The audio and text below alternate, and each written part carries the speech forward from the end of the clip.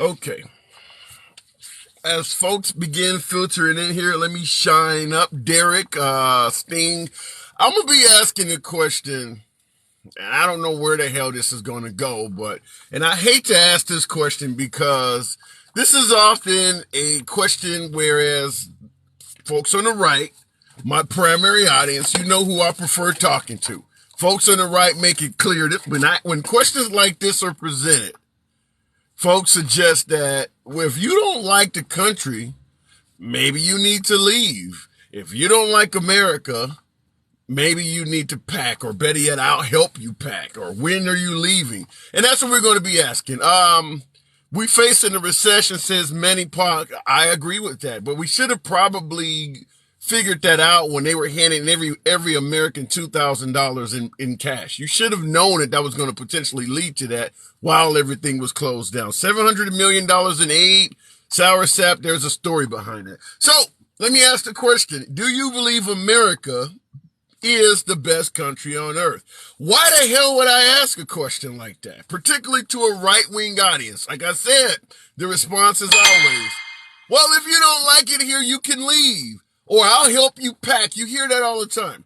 I'm not asking this question because I talk to a bunch of liberals, because I hang around a bunch of Democrats. I'm actually asking this question because my primary audience is right, and I talk to a lot of Republicans. Listen to let me present it to you. Let me give you my spiel, and I'm gonna go right to the comments. The box is open, but let me give you my spiel on it. And by the way, tap the screen, get your boy likes up. I hear from right-wingers all the time, whether it's Hillary Clinton swallowing the blood of children, Bill Gates selling the whole country out, we got Joe Biden signing with the WEF and giving over America's sovereignty. You have to ask, George Soros being involved in literally everything you can think of that makes him sound like the devil. If we didn't have firearms, our government would become tyrannical and take over everybody. The criminals would rise up. We do not trust our own neighbors. That's why everybody carries a firearm. This is what I hear from the right. We're not talking about liberals here, folks. This is what I hear day in and day out talking to right-wingers. So if this is true, do we have the best country on earth? With all of this orbiting around us as citizens, and I'm not just pointing out school mass casualty events and things like that. I'm pointing out how bad the right-wingers that I speak to, my beloved audience, my MAGA folks who I prefer talking to, I make it clear this is a MAGA-friendly audience. But as a liberal, taking in what I hear all the time, I have to ask, do you believe America's the best country on earth with politicians that are that freaking corrupt? I spoke to a person on my broadcast yesterday that suggested that Bill Gates is deliberately creating a baby formula shortage that could potentially put the lives of babies at risk. These are Americans. These are Americans committing these atrocities that the right wing tells me about. How can we be the best country on earth with all of this corruption orbiting around us? So that is my question for today. Do you believe America is the best nation on earth? Bruh, you don't even believe that. What does that say? I can't even pronounce the name, Shahid. No, I don't believe it all, but I'm listening to this, and predominantly it is my right-wingers that suggest we're the, home of the free, land of the brave, and that's fine. Everybody wants to come here. We are the best. We have all of the freedom. America is the best place to be. So I'm presenting it from that standpoint, based on what my right-wing friends say, and I love talking to right-wingers all day, every day. Based on what they're saying, if what they say has even a shred of truth to it, are we the best nation on earth? So I will go straight to the box, and we'll talk to Mike Wood. So, looking at the comments real quick. Hang on a second, Mike. No, tear down the government and rebuild 1776. Would I be safe if we went back to 1776? Mike Law, good afternoon. Good morning. How are you doing? I'm doing very well. So, real quick, I do not, somebody who's grown up here their whole life, America is not the best country in the world. There have may been a time and point where we were, but now, no, this is no longer the home of the free or the land of the brave. Uh, well, maybe the land of the brave, definitely not the free. And the politicians, you can't get rich in politics without being a criminal. So, and all of these people who have been there for years, who are making money, raising their kids up in politics to take their seat, it's just a never-ending cycle, and that's where we need to start changing things, is at the government level first, with the people within the government. And as far as Bill Gates creating a formula shortage, which I'm 100% with you on that, which sucks for me because Bill Gates used to be my idol. I wanted to be the next Bill Gates. Let me ask you, do you believe personally that Bill Gates is indeed deliberately creating a shortage of baby formula? 100%. His mom was a eugenics scientist and his dad founded Planned Parenthood. There's not a doubt in my mind about that. So how could one man, and I understand the wealth of Bill Gates, I understand that with wealth comes a lot of power, but how could one man, when there are at least 3 different corporations producing baby formula, how could one man do that? That's actually a good question. I don't think it's just him, but I do think he is at the forefront of it. Like, he's the figurehead, the public figure for it. Because, let's be honest, people who work with our government and our government lie to us all the time. And I mean all the time. And that's not necessarily like the president's fault or the politician's fault, but they're also not, how do I put this? They're not being upfront with us as a nation. And no, Bill Gates, I wouldn't say he's the only one helping with the formula shortage. Like I said, he's like the public figure for it. But there are a couple other people that he works closely with, and Fauci being one of those people. Yeah, I'm not a big Fauci fan either. Let me ask you this question. Do you politically lean right or left? Neither. In the last election, who did you vote for, if you don't mind? I don't remember. I know I did not vote for Trump or Biden. Okay, 2016. I didn't vote 2016. Okay, did you vote in 2012? Let's see, 2012. No, because the election happened. I had just turned 18 during the last election. Right, okay. So I wasn't able to vote in 2012. Because you didn't sound sure, and I'm thinking like, these are presidential elections. You should be the flick off, like, I mean, it's like asking you what high school you went to. You should have an answer. You sounded unsure, so I had to ask that. Why do you not vote? Sorry, my fiance is freaking out. I don't know what happened there. Okay, I don't know. His connection was out or something. All right, we'll move on. Yes, baby food conspiracy theories. The names are going by so fast. Let me get my tablet so I can read your names.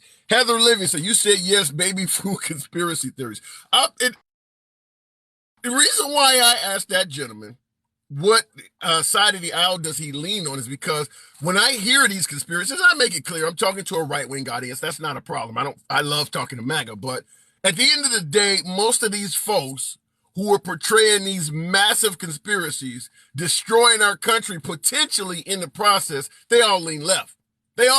So it does become an issue of, is there not one evil right-winger out there? Like, everybody that's evil is left? And that's why I had to ask the gentleman, like, which side of the aisle do you lean on? His answers were, I mean, and that's what I asked him. I'm like, you seem kind of hesitant on who you voted for. If you don't want to tell me, that's fine. But who you voted for in the last presidential election should come off the top of your head, like asking what high school you went to. You should instantly know. And he, I don't know, I can't remember. And that's the only thing I was wondering about. And the moon is made of cheese. Okay. Why are you providing a platform for this ignorant? Listen, Kaneen, you asked, why am I providing a platform for this ignorant person in regards to the last caller? I make it clear this is a no snowflake. This is a no snowflake zone. I do let the people speak. So even if I do not agree with their opinion, or even if I think they have a wild opinion, I do let them speak. At the end of the day, you see my name, and I'm talking to a lot of right wingers. So obviously, I'm gonna say shit that sounds very crazy to them, and vice versa. But it does neither of us any good if we just dismiss the other person's speech or dialogue as crazy. You need to hear it. So I let the folks speak. Raven, what does that say? I cannot pronounce the last name, but Raven, we've talked before, so I will bring you on. Good afternoon, Raven. Hey, how you doing? Or good How's morning. everything up there in the north? I'm doing good. I'm doing real good. What's on your mind? I heard you in the first point you presented of United States is the greatest nation in the world. And obviously, I'm going to come at it as a Latin American and say no. I mean, we have to stop with this North American exceptionalism, which has justified many of your actions that constitute systematic interventionism in our issues and that have aggravated our conditions. And yet, the migrants of the United States that leave the United States to go live somewhere else, many of them will tell you that they came to the realization that no, the United States is not the greatest country in the world. Give me some examples of what you're talking about. First, do you know what's the population of Latin America versus United States? The entire Latin America? No, I do not. 680 million people live in Latin America, divided in almost 30 countries. That's Right, Caribbean, right. Mexico, Central America, and South America. That's that fine. Was the population. All right. Do you know how many migrants of people of the United States exit the United States yearly? No, I do not. 2.5%, what equals to 2.5% of your population. Okay, now what? Let me ask. That's a good point. Let me ask you this: 2.5% of the United States population become expats and they migrate out. What percentage of the Latin American population comes to the United States? Less than 7.5%, and it's eradicated in 4 major points, which are Mexico and the Triangle of the North, and that increment of mobilization is directly caused by the instability of the war on drugs of the United States. So the way it spills down, it creates worsening conditions, which then aggravate the displacement of people, my people, towards the north. In fact, if you analyze, for example, the exodus of Venezuelans, that in the last recent years you've had about a 2.5 million people living in Venezuela. Okay. 75 to 80% of those people chose as first destination neighboring countries: Colombia, Ecuador, Panama, Costa Rica. That makes sense. It's the closest country to them. That makes sense. I mean, exactly. We're a long way from Venezuela. If you're a poor Venezuelan trying to get out of that poor country, America's a long ways away. And there's a language barrier, not to mention they may not let you in when you get there. So it would make sense that they would try to go to neighboring countries. And you know the eternal discussion. America is not one country, but it's a continent spanning from Canada down to Argentina. We're talking about that. That's we've fine. Talked about that. But, well, that's fine. Basically, that exceptionalism starts there. Why has the United States monopolized the term American? Response to you, a lot of that circumstances of the United States seeing themselves as this exceptional, this unique, this the best country in the world. Well, we're nationalism can be dangerous. Look, I took a bike for a year and a half. I went from Alaska down to Tierra del Fuego. One bike. I crossed this whole continent, nonstop. Okay. All right. It took me a year and a half to go from the top northernmost section to the southernmost section of this continent. And I went through all forms of populations. So let me ask you this question. In regards to, obviously you clearly stated that America is not the best country on earth, and I'm fine. Everyone gets to give their opinion. If you had to give an opinion on who might be the best country on earth, maybe you don't think anyone is, but who would you suggest that might be a country that is better than America? I would take option B. No one is. No There's one is no better than America. no. There's no need of there's no competition in that sense. Why should we establish a competition in humanity? Aren't we all at the end humanity living in our own nations, in our own spaces? So why are we competing in this notion of who's better, who's not? Well, Why? okay, here let me put it this way. When you compare nations, you're saying, well, why do we have to have one that's better? There are going to be demographics and standards and things like that are going to make some nations rank better than others. Cost of living, quality of life, quality of schools, education, healthcare. We're not all equal. I get what you're trying to paint a picture of. Why should we make it as a competition, et cetera, et cetera. But at the end of the day, there are going to be countries that are going to rank supreme in certain areas and other countries that are going to fall short in certain areas. I mean, so whether it's a competition or not, those facts do exist. No, and if we want to make it in the sense of a organizational view of saying which countries have more or better access to those standardizations that we have in the last 200, 245 years, held in a high value, just like the standards of Western democracy, the standards of rights, the standards of stability, political, social, economical, etc. Okay. If we are approaching in that sense, that type of analysis requires nuance. Okay. Because, for example, if we're going to talk about the ironies of a country like United States, who holds themselves extremely strong in favor of constitutional republics, aka modern democracy, that holds themselves, they brag about the defense of human rights.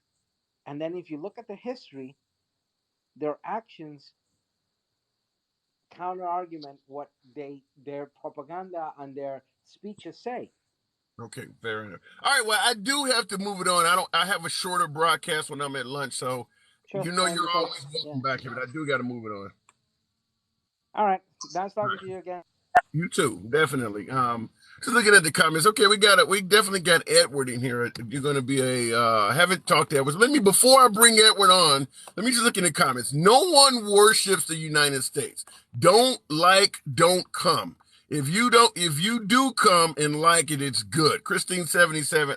That's a straightforward approach, and there's nothing wrong with that. So let me just give you guys the spiel or the intent of the broadcast, and that's why we're asking, do you believe America is the best country on earth? And the reason I'm asking that, as a liberal, not because I've been hanging around the Joey Behart types, the Whoopi Goldberg types from The View, or not because I've been talking to Democrats.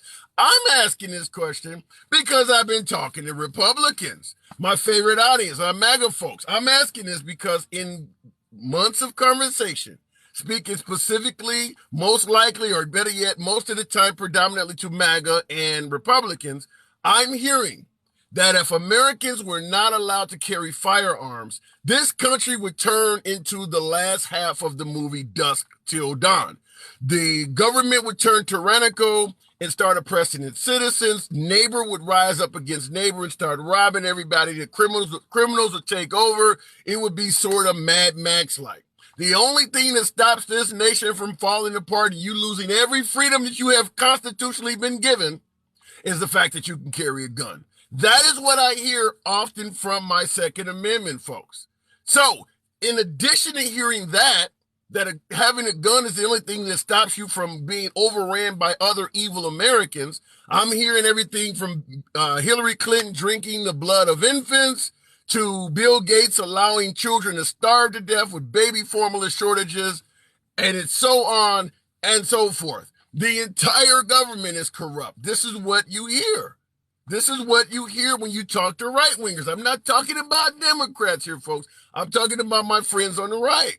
This is what you hear. So based on the fact that as citizens, we live in a country with all of this orbiting around us, All of this corruption orbiting around us, Bill Gates and baby formula, Americans deliberately creating gas shortages, and so on and so forth. This is what you hear from the right. I would have to ask the question, do you believe under all of those circumstances, America is the best country on earth? Because that's what we all also hear from the right. It's the best country on earth. If you don't like it, I'll help you pack. If you don't like it, you can leave. That is also what you hear from the right. So I'm asking a question. Do you believe America's the best country on earth? And having said that, I will open the box up to Edward. So as Edward comes in, Edward, good afternoon. Yes. I think, no country is going to be perfect. No country, I don't think, could claim being the best in the world. But I think certain aspects of our country would put us in, say, the top 50. I would think so. There's only about 180 countries on earth. Top 50 is not doing very well. Well, and I'm trying to be, I love this country. I would be considered a patriotic type person, served in the military, but in respect, there are things that has happened in this country in the past, happening in this country now that, is questionable. But like I said, no country is perfect, no matter where you go. All countries have violence. All countries have some form of racism. All countries have, some sort of bigotry. Even to this day, no country is perfect. The only thing I think is different about our country compared to other countries is that, in my personal opinion, I think that especially our media has an agenda, because you never hear the whole story. And you believe our agenda-driven media makes us different than other countries? Absolutely. So you do realize that in North Korea, for instance, state media is the only media you have access to. Or in Russia, they've banned Facebook, TikTok, YouTube. You don't see agenda-driven media in any other country other than America. That makes us different? I think so. And I will tell you this is because although our media is not, in my view, although our media is not government censored, it's definitely censored. And I will give you an example. Okay? So, let's take the last election. Sure, it wasn't. I would say. Your background is too loud. I can't hear you. Okay, is this any better? I work at an airport and the plane is rolling by me. It'll be by me in like 2 seconds. Can you hear me? Not really good. Okay, because I'm on a hands-free and there's an airplane rolling past me. It'll be. Unfortunately, I had to drop him. I'm on a lunch broadcast. I don't have a lot of time in. If he's at an airport, I appreciate the fact that the man is working, but, we can't be listening to jet engines. Let me see here. Looking at the comments, we need to censor propaganda. What part of free speech is censoring propaganda? Now, keep in mind, the definition of propaganda not the definition, but what denotes propaganda is an opinion. You may see something as propaganda, which someone else might view as valuable information or actually might mean it's the truth. If you start censoring media based on propaganda, the media is going to really start becoming either right or left. You'll be able to tell who's doing the censoring based on what is considered propaganda. So I'm not a big fan of censoring propaganda because, it's essentially controlling the media. Just don't listen to people, just need educated. I kind of understand where you're going to something. No, MAGA is delusional. That came from Ricky. If you believe MAGA is delusional, elaborate in the comments. I don't have any problem looking at what you elaborate. I like to see that. Look what propaganda Look what propaganda did to the Germans, I guess that is, in 1930s and 40s. Look, there definitely is plenty of propaganda in this country. I mean, hell, for most of the country's existence, folks believe I was incapable of doing most professional positions. I wasn't capable of learning like other people. So I do agree that there is propaganda at play. But if you start censoring based on propaganda, you're probably going to have, I guess I'd say, bias censorship. Because whoever is censoring based on propaganda, chances are they're censoring based on stuff they don't want to hear. Can you imagine where the LGBT community would be if, let's say, the right was allowed to censor based on propaganda? The LGBT community probably would not be, you wouldn't even be allowed to discuss them on television. Because just simply bringing them up is propaganda that may sway children to suddenly become gay. I mean, that's what we're having right now. So I don't necessarily agree with censoring propaganda because I can see how that could be used as a tool to become dangerous. Now, the only, Jamie, what do you say? You're saying that's not true. So you're in favor of censoring propaganda. Is that correct? And then Obama saved our country from absolute ruins. Yes, it's private. Man, you don't know what propaganda is. Okay, look, I'm getting hammered. Let me see who I got in the box. Somebody come on and let me know what propaganda is. I'm going to go to the next caller. I want to know if I have no clue what propaganda is, if it is to America's benefit to censor propaganda, okay, fair enough. But let me get someone on who can describe that. Dan, what am I getting wrong? Do I not know what propaganda is? Tell me what propaganda is in your opinion. Well, I live in St. Louis, Missouri, and if you study history, what happened in this city, where an official of the court, representative, or I guess at that time elected by the people, ruled that Dred Scott was not a human being worthy of his freedom. Yeah, I think personal biases and lack of education certainly is a very limiting factor in our country for those who don't study it. Yeah, and I'm aware with the Dred Scott decisions. I don't know if the audience knows. If you want to give them a quick elaboration, a quick summary of what the Dred Scott decision. I'll sum it up quickly. It was born out of the ignorant bias of one judge, thinking he could play God over somebody else's life. He either felt enlightened or better than as a human being. That is sad. Okay. I'm not a historian, so I'm not going to pretend to give you a dissertation on the facts of the case. So but I do know that. So real quickly, because I know you sometimes come to St. Louis. Real quick, I'll try to make it quick. Do you understand this? That decision led to the Emancipation Proclamation, which brought about a civil war in the United States of America. And if we don't learn from the past, we may fortuitously be so inclined to repeat it even in our own history. And I hope you and I never see that day, brother. I absolutely agree with you and hope so too. So let me ask you this question right now in 2022. Do you believe America is the best country on earth? Honestly, what I love, and I'm glad that I was born here, by the grace of God and through the education of wise people, including a grandfather who was a descendant of the original people, Americans who lived in this country before they named it. He was Cherokee Indian. And he told me, educate yourself, young man.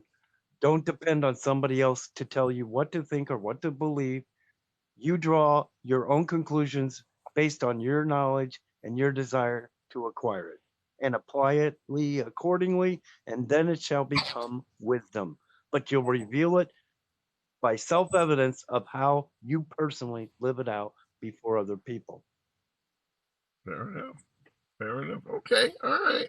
I don't necessarily disagree with you, and I like the fact of how you started out with. In St. Louis, I'm in St. Louis quite often, so yeah. So, I'll give you the last word if you want to follow up anything. I like the eloquence of that, so I don't want to just push you out because you make for a good one. But I do have. No, I'm good. Hey, I've been following you, brother. I catch you when I can. I appreciate it. And we as people, we need to listen to the left, to the right, to the extremists, and then individually, collectively, those of us who understand it work together to have and keep what we do have, and don't worry about what we can do nothing about. So, hey, I'm going to continue to watch you when I can. Enjoy your lunch break and bring somebody else on if you can. Very well said, and will do indeed. Always a pleasure. Always a pleasure. Very good call. I really enjoyed that. It definitely feels free when you come from an authoritarian country, and that I can see that. If you just moved to America from Venezuela, Cuba, you came here from Iran or Afghanistan. In fact, I talked to some Afghani refugees in person a few weeks ago. I can see that, but let's be real.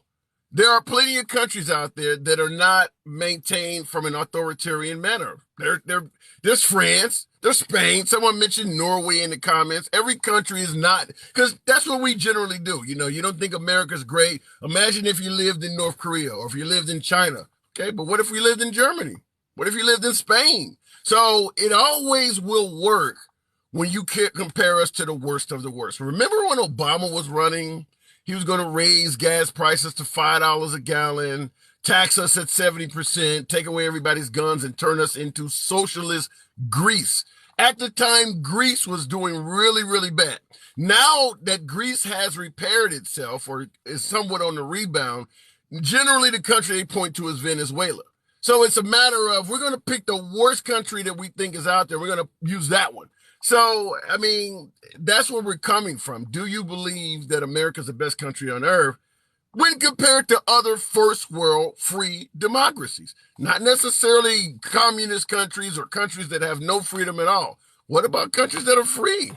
All right, let me go back to the comments there. Sambers, I think I didn't take that in the right order. I'll make it quick because there's several folks in here, but I don't think I took it in the right order. Sambers, good afternoon. Good afternoon. How's it going? It's So, going okay. good. Look, I just came across your feed here and got stuck listening to you. I got to give you props, man. You're liberal. I'm probably more right wing leaning right now, but I pride myself on being an independent. My wife and I, we both we literally take every issue, every person that we vote for, and it's a separate thing, no matter what side it falls on. It's what we feel is going to be best for us, to help us grow and whatnot. But the propaganda thing, this is what I wanted to speak on. I was arrested when I was 9. Ended up doing 9 years old for running away from home and stealing a bike. I lived in Vacaville, California, when it was straight ghetto, for the most part in our neighborhood, and apparently they wanted to make an example out of the little white boy because back then, this was in the 70s. Well, this actually 82 when I was 9 years old, 1982. Back then, the justice system was still leaning way not fairly at all as far as colors go. And I'm not trying to get into race or anything like that for that aspect of it. But my point is, from the time I was doing time, these older white boys took this young white kid that came in and taught me all about white supremacy and how every other race was wrong and this and that. Okay. How, the typical, like, classic white supremacist. I grew up from the age of 9 all the way through the California Youth Authority system, out to Utah into the prison system. I'm 48 now. I was probably 38, 39 years old before I finally started questioning what I had been taught all these years. So for all of my life, I was a white supremacist. From, like I said, the first time I went to jail, I was taught to be a white supremacist, and I never questioned anything that I was being taught because the environment, the prison environment, backed up everything that I was being told. And so that propaganda, and not just from the white guys, because in prison, every race is completely racist against the other races. It's all. I just say it's hate. You can use whatever word you want to, but it's all a form of hate. And so in there, it backed up the propaganda I was being taught. And so when you're being told something over and over and over, and you look around and you can see that it seems to match what you're being told, but you never question it, this is where the propaganda gets us. when I finally started questioning things like, why do I hate black people? Well, why do we as a race hate black people? And I was told answers like, oh, they treat our women bad. And then I look at my dad, who my birth father was white, and how he treated my mom. Um, well, he that didn't match up as being something different. Yeah, Whereas my stepfather, since I was 5, was black, and I see how he treated my mom, and there was a big difference there. So it didn't match up. The answers that they have for propaganda and for racism, man, a lot of it is just propaganda bullshit. Excuse the language there, that nobody questions, and so it becomes a habit. And once we started questioning it, and I couldn't, there was not one of my so-called higher ups that was supposed to be teaching me how to live that could give me an answer of why I was supposed to dislike anybody from another race, that made any kind of sense, which let me got me questioning myself. Go ahead. let me interrupt by saying this. When I mentioned earlier, I believe somebody in the comments was talking about removing propaganda to the media. After hearing you speak, and despite your past, the way you're speaking is hidden points. I would say that after hearing you speak my earlier comment, I can see the ignorance in my own personal comment just based on your definition about propaganda. So if I could, I would use whiteout over my previous comment. I'm glad to hear, because you sound like you lived a real life story of American History X almost. And I know Yeah.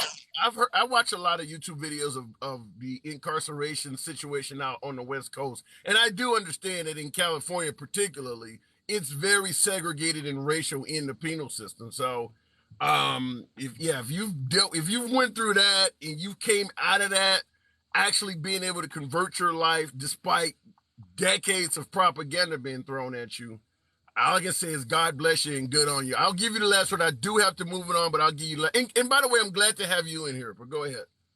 Yeah, you know what? I'm just glad to hear you talking. I love being able to have an open conversation that's actually intelligent. So, I gave you a follow. I'm gonna be here for some more conversation.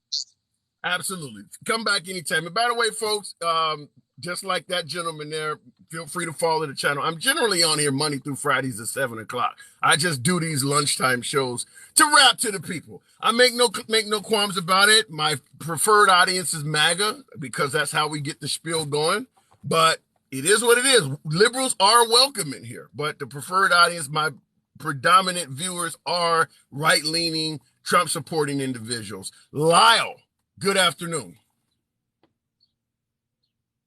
Okay, I don't know if Lyle's connection is not coming through or what, but I do have Lyle trying to get through, and for some reason my the feed is now locked up. There can be good propaganda also, but who gets to judge that? That comment came from John. You said there can be good propaganda also, but at the end of the day, who gets to make that judgment?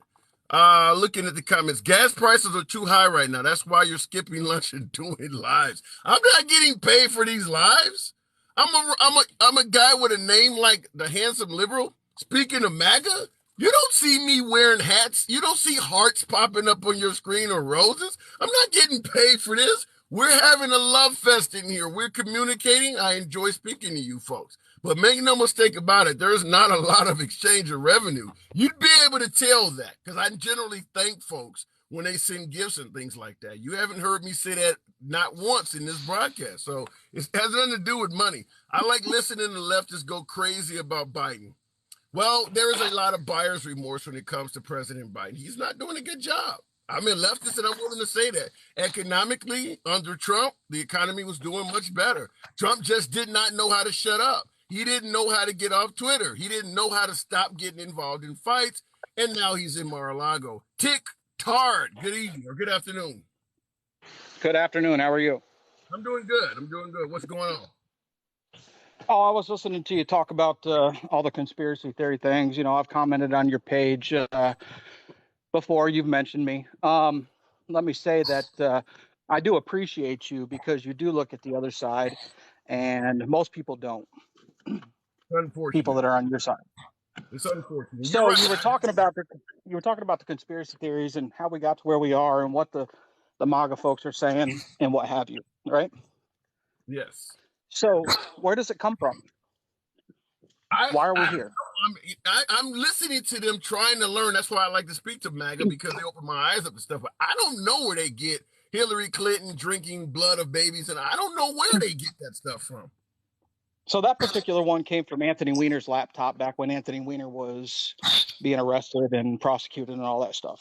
Okay. That's where that one originated from. And the story was that they found things on his laptop that were so disgusting that veteran officers were puking right there on the scene. Do you believe? So that's where that one came from. Do you believe that's valid? It's a hard pill to swallow. It sounds crazy. I get it. But I look at more of the money aspect of things. Things like the Federal Reserve, things like the Act of 1871, those kinds of things. Because if you look into those kind of things and you look at the other side, then it's easier to see the big picture, and it's easier to see why we are where we are. So for example, let me give you an example. Do you believe the election in 2020? Do you believe the current president, the current commander-in-chief that's in office, do you believe he's fraudulently placed there? Yes. Okay, and you believe the true winner was the last guy? Yes. Okay, what do you base that on? Well, I mean, everybody says, well, where's the evidence? Where's the evidence? Yes. So 2,000 mules. Now, I believe this before 2,000 mules. Everybody says, well, 2,000 mules is debunked. Well, if that's the case, then why are they moving on mules and nonprofits in Arizona? Okay. Here's my Okay. spiel. So, here's my spiel. I've go seen. ahead. Oh, go ahead. You got some more to add? I'll let you add it first. Okay, so look, this is the conspiracy theory for like the Act of 1871. Okay, so after the Civil War, the United States was hurting. They needed a bailout. So international bankers came to the table, and they said, "We'll give you a bailout, but we need collateral." Right? Okay. How many banks do you know give loans without collateral? What was that collateral? Yeah, right, exactly. Okay. Okay. The conspiracy theory goes that collateral was the 10 square miles of D.C. to the Bank of London and the Vatican. There would have to be a contract that would state that. Well, you would think, but you can read about it in the Creature from Jekyll Island. There is no contract. It didn't happen. There would have to be an actual contract that was wrote. You can't do a gentleman's agreement on the District of D.C. It has to be a contract. So if that actually happened, you would easily prove that. Yeah, you could, unless they're not telling you. Just like, for example, look at the Sussman trial last week, right? It wasn't aired, but they want to claim that it was fake news. But all of a sudden, when he gets acquitted, then they want to report on it. Well, why didn't you report on it instead of Amber Heard and Johnny Depp? Like, we care about that. Sure. Okay, Why are they not telling us? Okay, let me take you back to 2020 election, because that's where I thought we were. In regards to 2,000 mules, here's my spiel. I've seen it a half dozen times at this point. I've seen 2,000 mules at least 6 times. The problem I have with 2,000 mules is not that it doesn't necessarily produce evidence that there may be election fraud. I think showing folks showing up at ballot boxes in the middle of the night with stacks of ballots, sometimes hundreds of ballots stuffed in boxes in the middle of the night is suspect as hell. The reason I don't automatically throw the towel in and suggest that Trump was the victor is because you don't know what's on the ballots. If you watch 2,000 mules, like folks are talking about propaganda, the last caller, the one from the California penal system, he was suggesting that propaganda works when you do not ask questions. And I will say, if you watch 2,000 mules and you go into the theater or you sit down in front of your computer and you watch it from a standpoint where I already think the liberals cheated, it works perfectly. It makes sense. But if you watch it objectively, the first question you ask first, Greg Phillips, the election expert in the movie, the guy with the beard, Greg Phillips, working with the True to Vote lady. Mhm. He suggested, he stated that we did geo-tracking on several folks around these ballot boxes. We purchased data and we used geo-tracking. Where did you get the data from? How do we know the data you used to do your geo-tracking was not corrupted? That doesn't get explained in the movie. We don't know where the data came from. So that's the first question. That would be the first question. They did. Didn't they say that they bought it? They purchased it from the cell phone companies? No, they didn't give you which cell phone companies or anything. You don't know. Well, I'm telling you. I thought I heard him say that they purchased it for like $4 million from the cell phone companies. It's open source material. It's about the only place you could get it. Right. Well, no, you can get it from the internet too. I mean, at the end of the day, this is what I'm saying though. You don't know where they got the data. You don't know if the data being presented is being presented as in entirety. You don't know the chain of custody for the data. You don't know. We're just assuming that what he's saying is 100% true. Now, the next step is that he shows videos of folks around ballot boxes stuffing the ballots, and then during the movie they show 2,000 mules. If you multiply that by an average of 5,000 ballots, it comes up to, I think they said 380,000 illegal votes. In the film, they automatically assume 100% of those illegal votes are cast for Biden. How do you know that if you cannot see the ballots? Is it not possible that there could have been mules working for the Republican side? How do you know that?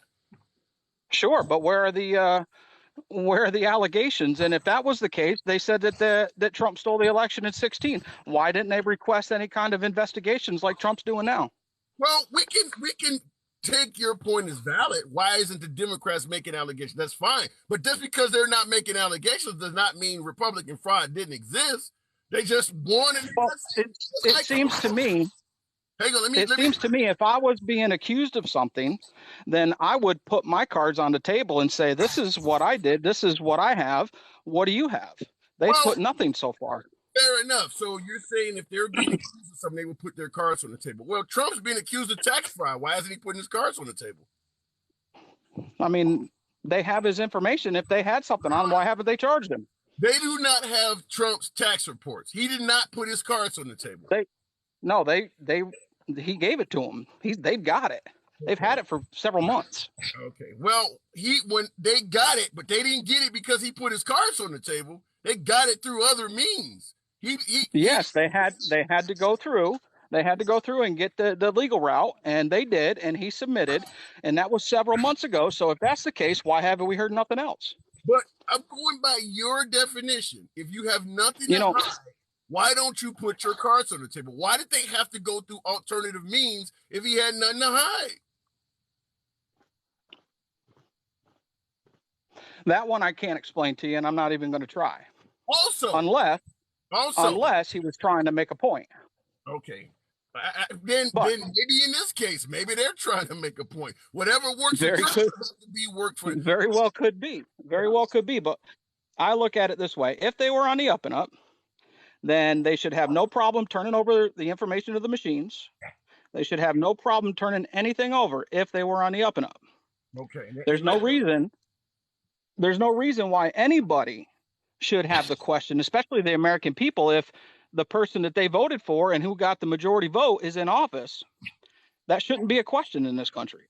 And like I said, if we use your argument, we could use that in regards to Trump's taxes, in regards to January 6th. Trump is not cooperating with a lot of investigations. If you believe that an innocent person should put all their cards on the table, why isn't he answering subpoenas? Why is he telling his members of his administration not to answer subpoenas? Remember, if you're innocent, you should put your cards on the table. He is not following your advice. You're right. You're right. You are absolutely right. Like always, you are correct on that. There's a lot of stuff that I can't explain, but let me ask you this. In the most powerful country in the world, why do we allow a foreign entity to issue our money? I can't speak for that. What do you mean when you explain that? I don't even know what you're talking about, to be honest. Who issues our money? Who issues the United States our money after Congress has sat down and hashed out the the budget for the year, where does that money come from? Okay, before you give me the answer, folks in the audience, I'm gonna let's see if they get the, because I don't know the answer, but I don't want you to give it yet. Folks in the Okay. audience, based on what this gentleman, the caller, is saying, who do you believe issues our money? Another country. It's not being issued by America. Another country is what he's saying.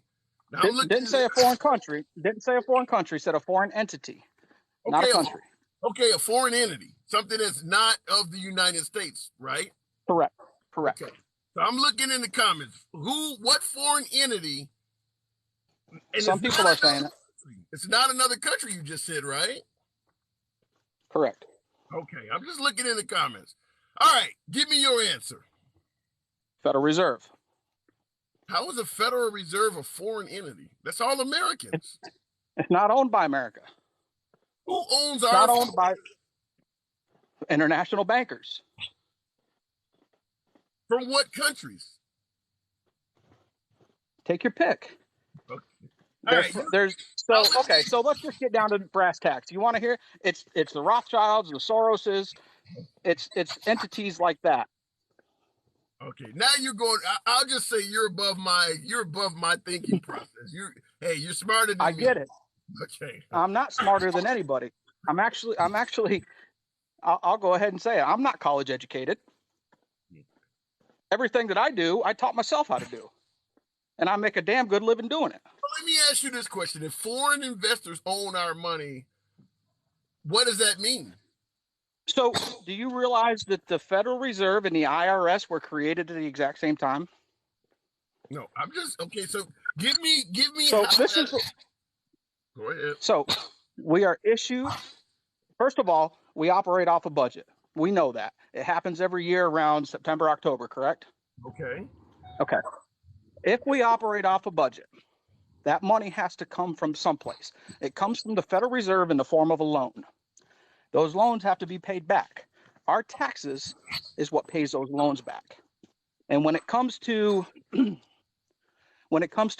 being in debt, if we operate off a budget and everything is accounted for in that budget, how the hell are we $30 trillion in a hole? All right. Okay. All right. Well, listen, I do want to move it on. I gave you a chance to get your spiel. Some of that, I've never heard of some of what you're saying, and I'm willing to concede that. But you do make me want to do some research. But I got to move it on. While you're at it, look at the Smith-Mundt Remodernization Act of 2012 when it comes to propaganda. Smith. And by the way, folks, on my profile, you see there's an email address. Stuff like this. If you send me a link, I do check it out. I mean, regardless if I believe it or not, I do read up a lot of stuff that you guys see. And so, okay. All right, Tick. Come on back anytime, man. Appreciate you, bro. Hey, not a problem. Not a problem. Hey, look, everything I hear, I'm not going to agree with. Everything I hear, I'm not familiar with. I mean, he's talking about some things. And I see folks in the comments, there were folks who agreed in regards to the Federal Reserve. So he was saying things that resonated with some folks and other folks thought he was coming out of left field. I can't say because some of the things he was saying I've never heard of. So, what is this? Coogie? I cannot pronounce the guy that's coming. He got that from another live. Okay. Ain't nothing wrong with can you hear me? Coogie. Hey, can you hear me? Loud and clear. Hi, this is not about the topic, but I'm literally currently in St. Lucia, and I'm literally looking for refuge in another country. Like, I'm literally being oppressed by my government and by my family. I'm prevented from gaining education and a job and following myself. So I'm just seeking advice. Okay, I'm not able to help you with that. Okay, I got to move on. I don't have a lot of time. I don't know what he was talking about, and I'm not able to provide any assistance to that. Okay, let's see here, and we'll be there soon. But okay, troll. Mama, you said it was a troll. I don't know what he was, but you don't get a lot of time in here if you're that far off topic. Edward, good afternoon. Hello, I'm on my break now, so no airplanes or anything. Okay, loud and clear. That was me. So a little bit earlier, we were talking about the media and their influence, and I'll give you two examples real quick. So Hunter Biden laptop. New York Post does this story. That's the third oldest newspaper in the country, the New York Post. It's not a fly-by-night. It's not an Inquirer or anything like that. Okay. Comes up, nope, that's not true. It's fake. Squashed by Twitter, squashed by Facebook, squashed by all your traditional news outlets, squashed by MSNBC, all of them. They're all fake. It's all fake. Okay. Year and a half later, now it's not fake. Now the New York Times are running articles about how true it is. That in itself could have been a game changer on the election. True. Point blank, period. Let me ask you this question, because you're talking about they potentially suppressed the story on Hunter Biden's laptop and it helped Biden in the election. And I actually agree with that, by the way. Even as a liberal, it does appear that the media, certainly coming from the left. I mean, keep in mind, Trump was very critical of the media. So it wasn't like Trump will never be covered from standpoint in the media, because he said some very horrible media in some of the biggest names in media. So whether you think they deserved it or not, that's fine. It would be like if I went around town constantly criticizing the chief of police in my town. I'm probably going to get some tickets that I normally would not have gotten. So Trump is probably never going to be covered from an unbiased standpoint, but I do agree with you on that. However, let me ask you this. Right now, there's a big issue in regards to an investigation on January 6th and what happened. If the Republicans win in the midterms, which is widely, and that investigation continues, do you believe that a Republican Congress and a Republican Senate would do that investigation fairly, with Trump potentially running again in 2024? Or would they suppress it, similar to Hunter Biden's laptop, to give Trump a better chance to win in 2024? In all honesty, I guess it depends on who's in charge of the Republicans at that time. But I would say, yeah. I mean, I would be honest about it, because both sides are going to do the same thing. Me personally, I voted for Trump the first time. I voted for Trump the second time. I do not think Trump should run this time. I think that Why not? Just because I think he's so polar. He's got such basically like what you said. He runs his mouth too much. He runs his mouth so much that you could talk about all the negative stuff from where he ran his mouth, instead of actually seeing all the good that he did do. Yeah. You see what I'm saying? Okay. And I think that's a very legitimate point. It's, even as a liberal, that's a point I've echoed numerous times on the broadcast. Clearly, when you look at what's happening under Biden, there's no denying that things were better for the country under Trump. But like you just pointed out, there's a lot of negative that has nothing to do with Trump's policies that you can point out to, the tweets, the insults, the comments. So I agree with that. Right. And again, I do believe that our media leans left. I think they have an agenda that they want to push, and they don't give you the whole truth. They may give you a bit of a truth. They may give you what they consider their truth, but they never give you the whole truth. And I'll give you a couple more examples. So you have the shooting in Texas, right? Terrible thing. Should never happen. So they're all over that, right? So 2 days later, did you hear about the shooting in Charleston, West Virginia? Which you can look it up. No, and the thing is, no, I did not. Give me the summary on it. I heard somebody else mention it, but I have not seen it in the media. So what happened in Charleston, West Virginia was there was a bunch of people having like graduation parties and stuff like that in this apartment complex. There was a gentleman that was just running his car just all over the place, speeding. Everybody felt that, he was putting people in danger the way he was driving. So they told him to stop. They basically confronted this guy, told him to stop. He leaves. He comes back with a weapon and starts shooting into the crowd of people, right? One of those people in the crowd was a concealed carry permit holder, pulled out her gun. It was a female, pulled out her gun, and shot this guy dead. Okay? Okay. Now, how many people this did story he kill? was so big that How many people foreign. did he kill? I don't know. I do not believe that he had the opportunity to kill anybody Okay. because somebody which doesn't meet the liberal media's agenda put a stop to that. Let me explain that. Let me explain that. You're talking about a guy who goes into a school in southern Texas with an AR, a demonized weapon, in a state that it has because remember, everything in Chicago is because of their tough gun laws, or it's because of liberal policies or things. Texas, there's not a liberal in sight. This Right. happens down there. We lose 2 innocent teachers and 19 innocent students.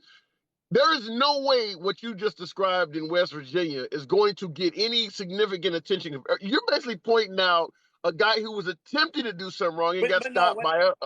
Hang on, what let me finish. He okay, got okay. stopped by a legal gun owner before he could really do any damage. Compared to the carnage that took place in southern Texas, it makes sense that that story did not get a lot of coverage considering how bad what happened in Texas is. Not to mention, the truth of what happened in Texas still hasn't even been revealed because the cops have been caught in lies. But go Right. ahead. And I agree with you, but see, here's where the problem is that this story was covered by foreign papers. It was in the Daily Mail over in England. It was in Canada. Okay. It was in France. It was covered in other places. Wasn't covered here. You see what I'm saying? So Nowhere. Then how do you know about it? I will give you. I can't give you all of the references. Do you know who Colion Nior is? Yes, he's an NRA, the African American attorney that's on the NRA pages. Yeah. Correct. So he just did a story on it. He has all, and I don't necessarily like to give, somebody this or this from a YouTuber or whatever. But the thing about this man is he's very well informed. Yeah, but he's also, but you would admit that you would acknowledge that Colion Nior is incredibly biased, right? I would say yes, he is biased on this side. But what I'm saying is so he put this story up yesterday. You could go to his thing. He literally has the sources. He's not making up that the Daily Mail covered it. I don't disagree with. What happened? Can you hear me? Yeah, I can hear you. Okay, can you hear me? Your whole voice loud and clear. You whatever happened, just say. But I would just say this: I agree that firearms used by good guys does not get covered as much on the media as firearms used by bad guys. But when you look at what happened in southern Texas, I believe that was the second worst mass shooting at a school in U.S. history. What happened in West Virginia, it should be covered. Absolutely, it should be covered. But these two events, the magnitude of what happened in southern Texas, in addition to the fact that the police were not heroes, you got Governor Abbott on television, who less than a year ago reduced the age of purchasing a firearm, which essentially allowed this kid to legally purchase a firearm. And then you got the police lying about the event, painting themselves as heroes when really they were cowards. There are so many twists and turns and sensational stories coming out of southern Texas that, it would take a hell of a lot in the media to overtake that story. But I'm going to give you the last word. Go, because I got to move on, but I'll give you the last word. Right. And I do agree with you. It is a tragic thing that happened. But if you honestly look, that's a trend. I mean, you can go on and look firearm. But you said you do research, but you can do the research, and it's time after time after time after time after time after time. It's selective coverage, and I guess, like you said, this is the big thing. So of course they're going to cover this. Yeah, it's huge. I mean, it's the second largest mass tragedy at a school in history. So, right. So, fair enough. All right, let me move it on, man. All righty. All right, come on back anytime, as I always say. Like I said, folks, free speech. I don't have to agree with it. It is what it is. But, Papa, for folks in the comments saying, can you come on live? You have to send the invite, and you come through the box, and, I don't turn anybody down. It's kind of a loud background. Can you hear me? Your background a little loud. Oh, is that better there? Yeah, I can hear you. Okay, what's up? Well, I thought you had said that you were talking about was the United States a powerful country or one of the best countries? Is that correct? We're asking, do you believe America is the best country on earth? Okay. That's why I called. As a truck driver, I get to see the United States all the time, all of it. Okay. And there is a place in the United States for any and everybody to do whatever it is that they'd like to do. It's just they've forgotten about it because the world or the government or the people have gotten everybody thinking that they have to be in the city, they have to make tons of money, they have to do this, they have to do that, instead of just enjoying the simplicity of life and living their life however they choose to live it, which you can do. And there's so many places out here that are just empty. And I don't get it, why people don't, there's so much out here. That's why I think that the United States is awesome, because you can go anywhere you want. Let me ask you this. Well, you can do it out of other places. That's not something we have a patent on. Whoever thinks that. Let me ask you this question. Candy Coated Cyanide said in the comments, America is the best place on earth, but the people in it suck. What do you think about that comment?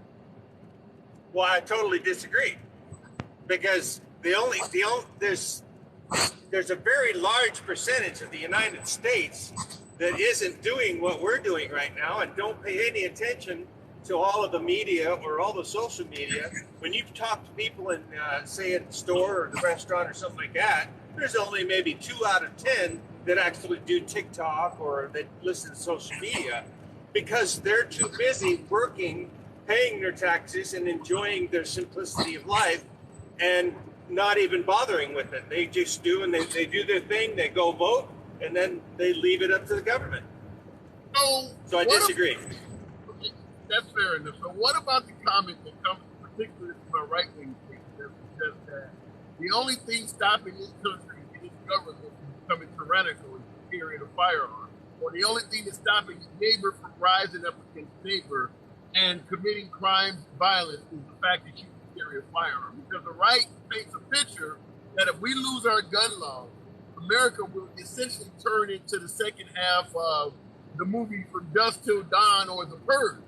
So what do you take from the notion that America is, I guess, supposedly filled with inherently evil people, but having a gun keeps them at bay? What do you think about something? I think a lot of things that we have built in the United States, like our police departments, like our fire departments, our military, has been misconstrued into something completely different than what it was initially made of. And having our guns, I use my gun to go hunting, and I don't understand why somebody would take a gun from somebody that just likes a gun and keeps it in his house in case somebody attacks my house. And then when you live out here in the middle of the United States, the 80% of the United States that doesn't have anything to do with cities, all of that conversation is null and void. Nobody cares. They have their guns. They know nobody essentially is going to take their guns. I don't think it would destroy America, but I think it would be wrong, because it's my right to own a gun. If I don't have some weird psychological problem or something like that, and that's why you have police departments to try to stop things like that. So we have the FBI, CIA, but all of that's just screwed up because everybody thinks the wrong things. They think the police are bad and they're no longer a deterrent. They're worthless. We don't need them, and we don't need guns. All it's doing is causing problems. But that's not really true. It's a very small percentage. Sorry. Go ahead. Okay, so let me ask you this question. Even though you think it would be wrong to take guns, and I don't have a problem with you saying this, but if they took guns do you think you would still be okay in America and the country would still be just fine?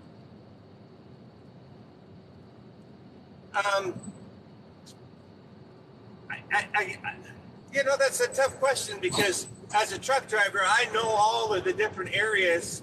I know all the bad places, and there's some places where guns are not an issue, and then there's places where guns are an issue. And I think all of that stuff is as far as I'm concerned, including, the choice or the life choice. All of those things should be left up to the states like it's supposed to be in the first place. If you have a state that wants to stop guns, well, they can do that. They have the right. I mean, cities do that. New York, Chicago, anybody, it should be up to the state because every state and every community is different. Like if you live in Rorick,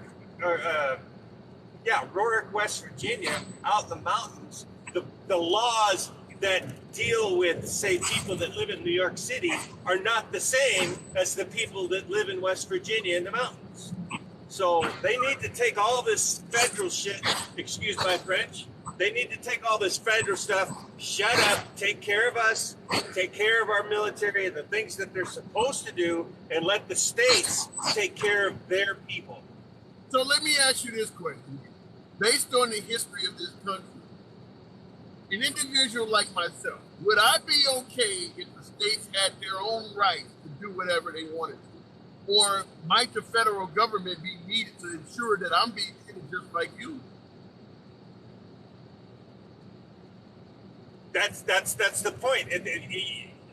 Have you ever spent a long time in Georgia or Alabama or Mississippi or West Virginia or Nevada or any place in the middle of the United States? Yeah, I used to be. I was an expediter. I was an over-the-road driver, just like you are for a number of years. I just stopped doing it years ago. So yeah, I've been in every state. Oh, awesome.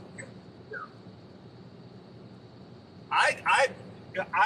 I was just talking to a guy yesterday. We were both getting unloaded, and we both kind of looked at each other and said, I don't know what these people are talking about, because in most of the states out here in the middle of the United States, we don't have those kinds of problems. Well, I'm not talking about... everybody works, everybody... I'm not talking about in 2022. I'm saying that we have federal oversight for a reason. If you, let's go back to, say, the Martin Luther King Day. If we took away the federal oversight that Martin Luther King won, say, the civil rights law, and just left it up to the states, do you think the states would have given everybody civil rights without Martin Luther King or without the federal government? Well, civil rights is an obvious... I get that. That's an obvious one right there. That should be a federal law. And there are federal laws that should be out there, like you cannot kill, you cannot steal, things like that. Yeah, I get it, but that's not really the question I'm asking. I'm saying, if civil rights was not a federal law, could I have depended on the states to do it on their own without being forced? In certain states, I would agree with that. But no, not all states. It would have been probably the way it was during the Civil War. But some states would have been cool and everything would have been just fine. And then there are some states that would have been punks and idiots and assholes. The only reason why I brought that up, not necessarily saying we're going to go back to history, but I brought it up because you suggested that the federal government needs to back off and just leave things up to the states. And I was pointing out there is a reason why the federal government had to step up in the first place, because the states were not being good citizens. The states were doing horrible things to people. Yes. And that's why you have the federal government.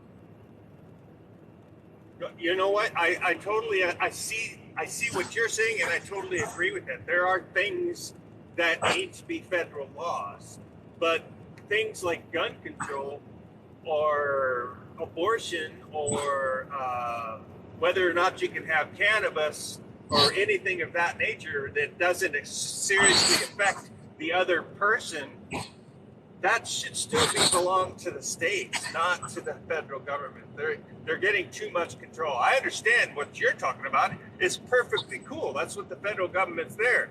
They're causing problems. They're doing things that are just evil, like before the civil rights. I totally agree with that. I mean, I do.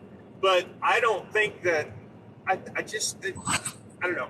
Government has way too much control, or they're trying to have more control over every state than just the states that they're already in control of. Because Georgia, Mississippi, Wisconsin, Nevada, Colorado, places like that, what they say over there in Washington, D.C. goes in one ear and out the other. And nobody cares what they say. Fair enough. They're going to live their lives, and they're going to enjoy their lives and do their thing. They're just, they're not going to they're just going to ignore it. I ignore it. Unless it's something really serious, I ignore it. Okay, well, fair enough. I agree with civil rights, obviously. Okay, fair enough. All right, well, I got to move it on, man. I got That's cool. That's cool. Come on back. Nice chatting with you. Nice to meet you, friends. You have a good day. You too. Very good. Okay, I'm going to take one more, and then I got to wrap it up. I got to get back to work. But I will say what the gentleman said. I hear quite often about we do need to go back to states' rights, and the federal government needs to back off. And I get it. You don't want to be forced to live like New York if you live in Wyoming or live in Montana somewhere. You don't want to live like Florida. Everybody wants to live differently. If we did not have states that were being such bad actors, I think America would have remained a states' rights country, because that's the way the founding fathers intended, for each state to be like its own separate entity, all united as one when necessary. But when there was no outside threat, everybody could behave in their own manner. The problem is there were a lot of bad actors out there. So for folks who complain why we do not have states' rights or why the federal government is continuing to grow in power, blame it on the bad actors that are among you. They're the ones that are continuing to make this happen. Think about it, folks. The EPA, the FDA, the CDC, all these organizations that my right-wing friends do not like, the only reason these organizations are being created is because of bad actors. Folks peddling bad drugs or folks destroying the environment. These states are being bad actors, and they're causing the federal government to step up and act. You want your states' rights? It's a morality play. Do not watch your neighbor do stuff that you know is ridiculous, because you bring the states down. You bring the federal government down on you. So, like, for instance, he mentioned marijuana and abortion and things like that should be left up to the states. Well, if you got marijuana laws in one state that's suggesting a person spend the rest of their lives in prison, it goes against the Constitution when they say a reasonable punishment, or however that saying goes. Some states overdo things, and that makes the federal government. Now, this rolling back of abortion, obviously there are states that are already talking about throwing women in jail for murder. That's going to bring back the federal government. It's a morality play, folks. I'm going to take one more call, and I got to go. I do have to go. What's up, bro? Good afternoon. Hey, real quick, man. I'm still waiting to holler at you off camera, but until then, though. Yes. Until then, I just wanted to holler at you on a couple points that you made. Once again, bro, I'm not here to critique you or sit here and tell you right or you wrong, but once again, what matters in life is facts, bro. So, like, opinions and feelings do not matter. So you got to take your feelings and opinions out. So hold on. Okay, let me make something clear. So the point that I wanted to chime in on. Oh, okay, go ahead. Hold on. You can tell me all day, every day I'm wrong. I don't have so when you say you don't want, tell me if I'm wrong. In fact, I invite that. I make it clear to all my MAGA folks. When you hear me say some shit you don't agree with, don't hold back. Don't hold back. It's not about it. But it's not about agreeing, though, bro. It's not about agreeing, right? Because that's the thing. That's why there's so much divide in this country. I didn't say nothing about agreeing. I said if I am wrong, tell me that. You don't have to agree with me. If you hear me say something that is wrong, point it out. Go ahead. All right, where you were wrong at, right? Do you have a single dollar bill in your pocket right now that you could put in front of the camera? Okay, turn it over, or turn it back over and read that little, no, the front face. No, turn it towards you. Okay, Now what you am I see that reading? you see that little black font under the United States of America, right? Yeah, the note is legal tender for all debts, private and public. Okay, so what do you think that means? If I owe you a debt, No. What do you? No, I'm saying, what do you think it means? It's only one answer. What? I'm trying to explain it to you. I'm not explaining it to you the way you want to hear, but listen, hear me out before you interrupt. If the court say I owe you a debt, let's say I moved out of your apartment, they say you owe that landlord $500. If I hand you 500 ones of these, you by law have to accept it. This is a legal note for debts, public and private. That's what it means. Okay, so let's go further in depth, right? So there was a gentleman that you had on there, right? He was telling you how the Federal Reserve is not a federal entity. The Federal Reserve is not a federal entity. It's a known fact, whether people know it or not. It's a known fact. The Federal Reserve is owned by the Fed. And your point is? Which owns all banks. You know, banks are private. So how does a federal entity control private banks? Okay, how does that affect me as a citizen? That's what I'm trying to find out. Because you don't own your money, bro. That's the whole purpose. We are slaves. We are financially enslaved. We don't own our money. It tells you right there. It says this note is public. It is legal tender for all debts, public and private. So let me ask you this. That tells you right there. Now hold on before you go on. Now flip it over to the back. There's some important symbolism on there that you're missing out on too, and everybody else is. All right, I'm looking at the back. I'm gonna entertain this. I'm looking at the back. What am I looking for? It's not about entertaining, bro, and that's the problem. That's why we can't get anywhere. I'm listening to you. When I say entertain, I mean I'm going to let you talk. What does it mean when I'm looking at the back? Okay, you see a big old triangle in a circle, right? You see a pyramid with an eye at the top. Yes. Okay. Now, where have you seen that symbolism at? Egypt? No. There's a group that is their logo. Who is that group? Okay, you're talking about the Freemasons. There you go. So that is who is in control of your money, bro. We don't own nothing. We don't own nothing. So the Federal Reserve was started by the Freemasons, who also started the KKK, who also started the Democrat Party, to keep us all enslaved, to keep us divided and keep us enslaved. People can call it a conspiracy theory all they want, but guess what? Every time, I said this the other day when we talked. Okay, let me ask you this. Hang on, I gotta be able to interject. No, I'm listening to you. Here's a $20 bill. According to you, in your theory, I don't own this. What would be the difference with this $20 bill if I actually owned it versus me having it in my hand and not owning it? How would that change my life? What do you mean? How would it change your life? It would change your life because first off, like if that's what you need to survive, right? If you're in control of that and you feel like you don't need that to survive, all you need is food, water, light, and shelter to survive, that's all that you would need. You wouldn't need to slave to money. A dollar bill that crashes tomorrow and you can have 1 million of it in your bank account and that won't mean anything.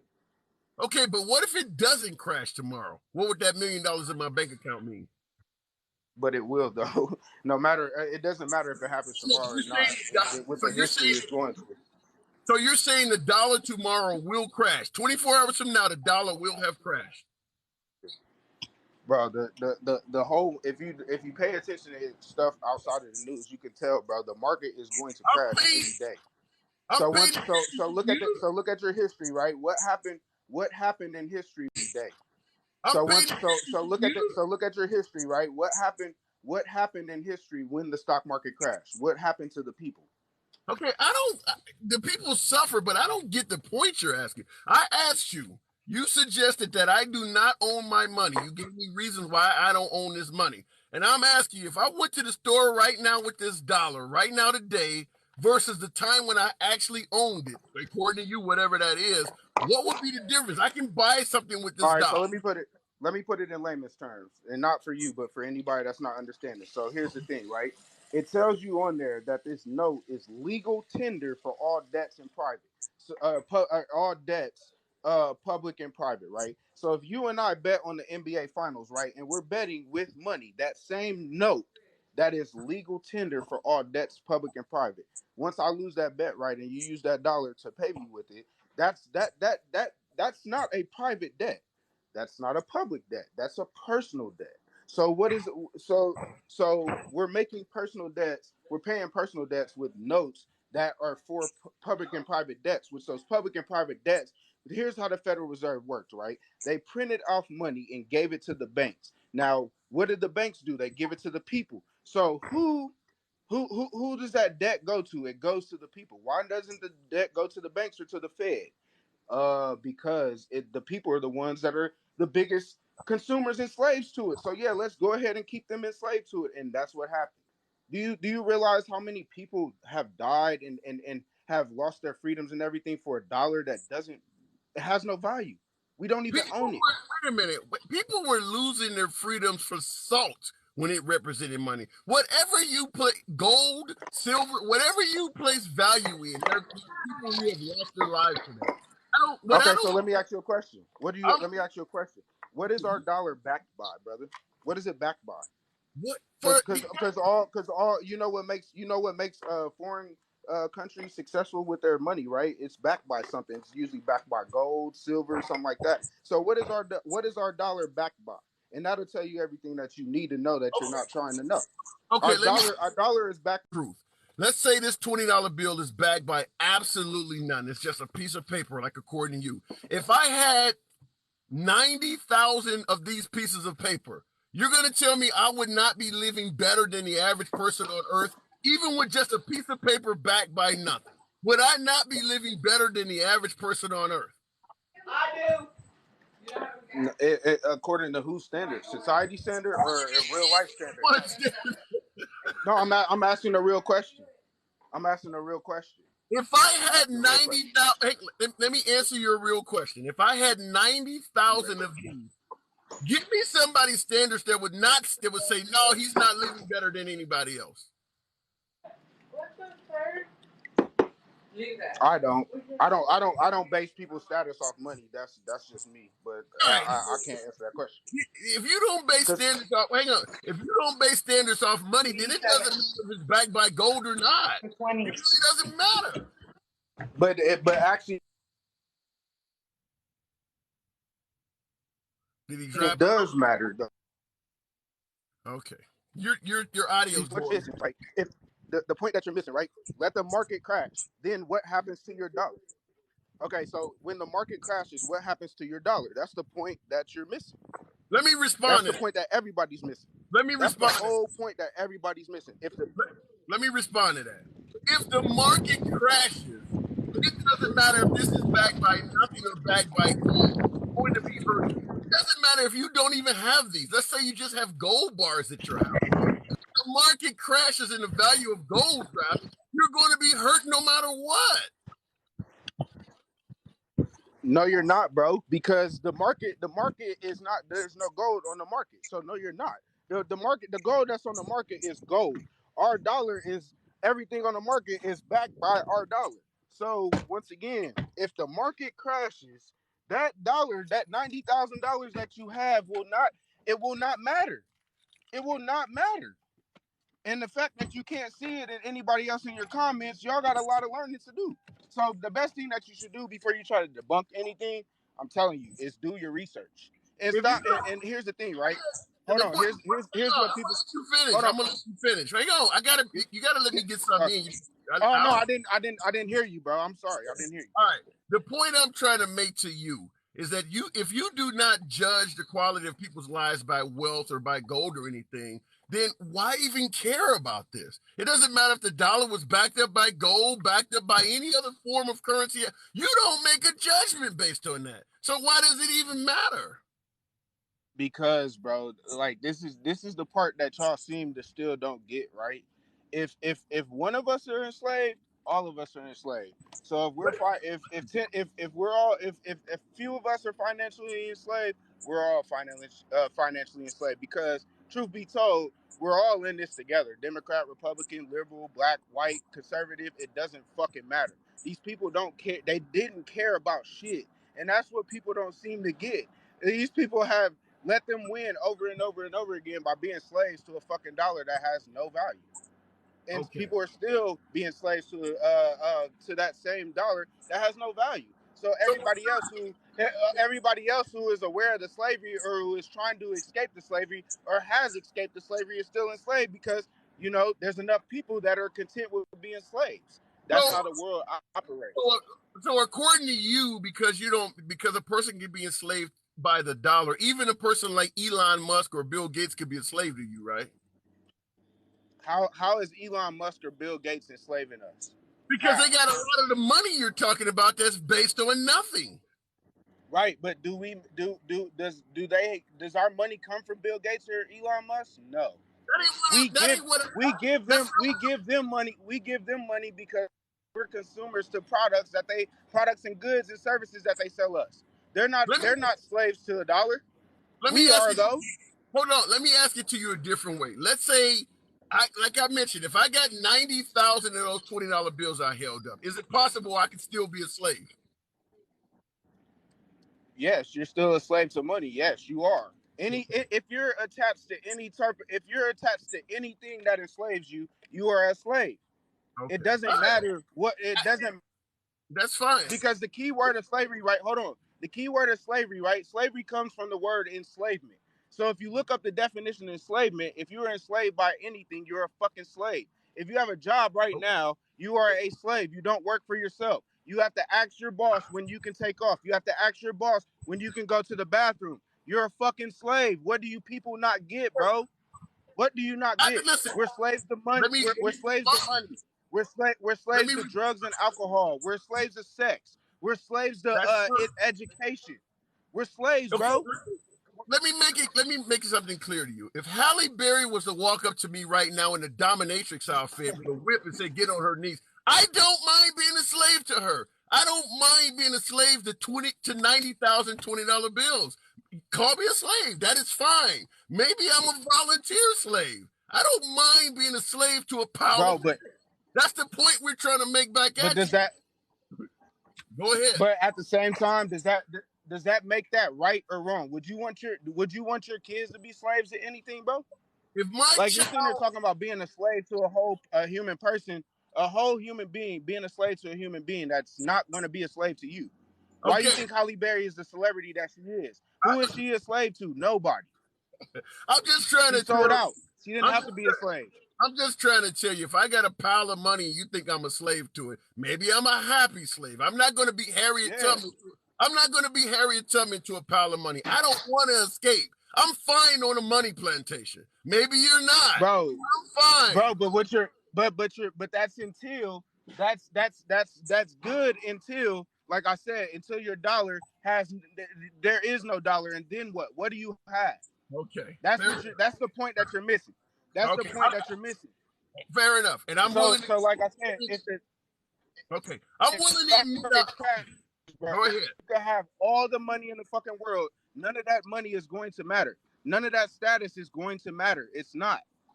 Okay. You're going to be figuring out what's next.